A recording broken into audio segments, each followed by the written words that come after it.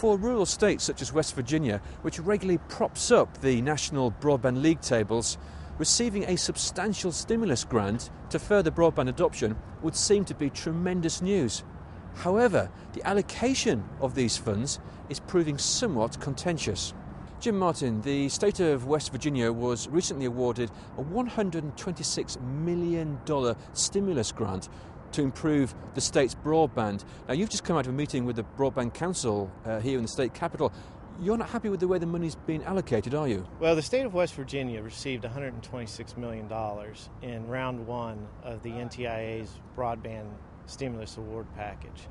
And, you know, in their executive summary, they had represented that they were going to connect up 700,000 households, 100,000 businesses. They were going to construct a middle mile network that would be open. Everything, basically, they were going to meet the goals and objectives of the NTIA. However, after we had an opportunity to go in and investigate what that grant was really going to look like, we've started to find out that this absolutely is not what they've represented.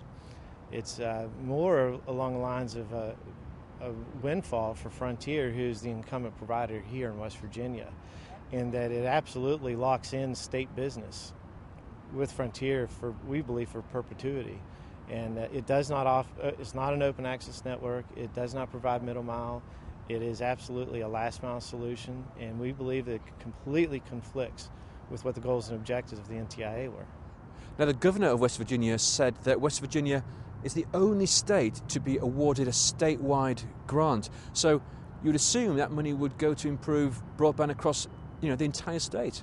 That's what was represented, but again, after you start to really look at the details, that is not what's going to happen here. And I think it's actually come down to a select few individuals that actually put the grant together, and what they convey to the public and to the leadership as far as what the network's going to look like is one thing, but in reality what it's actually going to be constructed is completely different.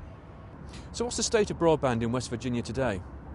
We have a population of about 1.8 million, but geographically we're a rather large state, mountainous state. The 1996 Telecommunications Deregulation Act enabled competition to move into markets, and they could utilize the incumbents' networks. Well, if you look at every other state in the country, there's adequate competitive carriers all over the place. If you look at West Virginia, there's only really two other competitive carriers in the state. And so then you ask, well, how's broadband? Well, when you don't have competition, you're going to have limited broadband availability. Broadband is absolutely a necessity for the average person and for business. I mean, we just couldn't live without it. I mean, it's as essential as water and electric, I believe. So what do you want to see happen now? We'd like to see the state build a true middle mile network that covers most regions of the state, that's open access, that everybody can get on and off that ramp at a fair and competitive price and level the playing field. Once you do that, you're going to get adequate competition to come in. The core commodity in broadband generally is a DS3. It's a 45 megabit circuit.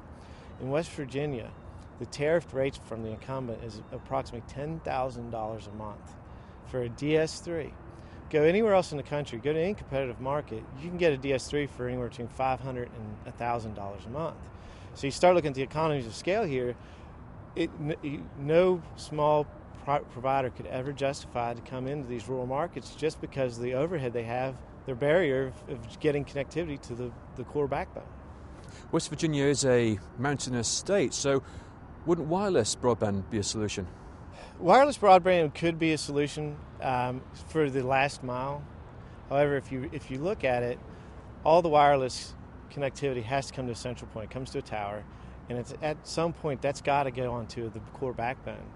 Well, if you don't have any backbone at these tower locations, you can have the greatest wireless network, provide the greatest speeds to the individual households, but if they don't have connectivity to the rest of the world, they're not going to be able to take advantage of the wireless technology. So again, it's about building a middle mile infrastructure to get out to these more rural markets where then these towers, these wireless networks could then connect into and get out to the rest of the world.